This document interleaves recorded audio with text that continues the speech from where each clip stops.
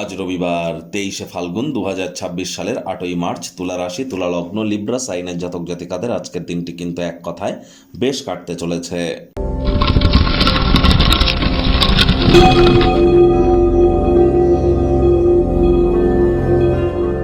ভিডিওটির শুরুতেই আপনাদের সকলকে রাজযোগ চ্যানেলের তরফ থেকে ইন্টারন্যাশনাল উমেন ডে অর্থাৎ আন্তর্জাতিক মহিলা দিবসের হার্দিক শুভেচ্ছা ও অভিনন্দন রইল।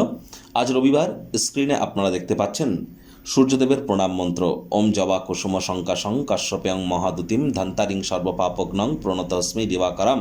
সকাল সকাল ঘুম থেকে উঠে সূর্যদেবকে প্রণাম করে 7 বার এই মন্ত্রটি জপ করে আপনারা দিন শুরু করুন। আজ ভুলেও ব্ল্যাক এবং ব্লু কালারের ড্রেস যেন পরিধান করবেন না। দেখুন বন্ধুরা, মহিলা দিবস এটি বড় কথা নয়। মহিলা মানেই কিন্তু শুক্র আর লক্ষ্মী তত্ত্ব।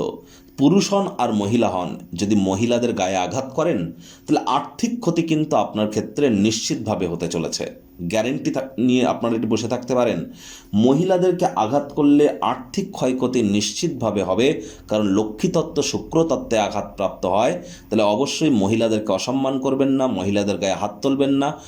উল্টে মহিলাদের জন্য যদি বেটার কিছু করতে পারেন, মহিলাদেরকে যদি সেবা করতে পারেন, তাহলে কিন্তু শুক্র গ্রহের মজবুতি বৃদ্ধি পায়।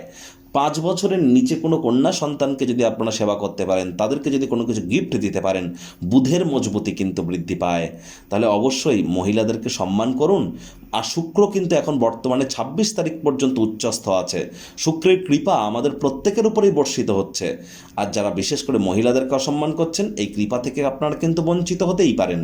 ভাগ্যমিটার আজ আপনাদের বলছে 6.5 আউট অফ 10। ভাগ্য আপনাদের অনুকূলেই থাকবে। সম্পর্কের ক্ষেত্র, স্বাস্থ্যগত ব্যাপারে আপনাদেরকে একটু সাবধানতা অবলম্বন করেই চলতে হবে। কায়িক পরিশ্রমের কারণে কিন্তু আজ শরীরে একটু ক্লান্তি অনুভব করতে পারেন। আজ কাছের মানুষজনদের কাছে ঈর্ষণীয় ব্যবহার আপনাকে বিরক্ত করতে পারে। মেজাজ যেন হারাবেন না, হুটহাট করে রেগে যেতে পারেন। রাগ কিন্তু স্বল্প পাগলামির একটি রূপান্তর মাত্র।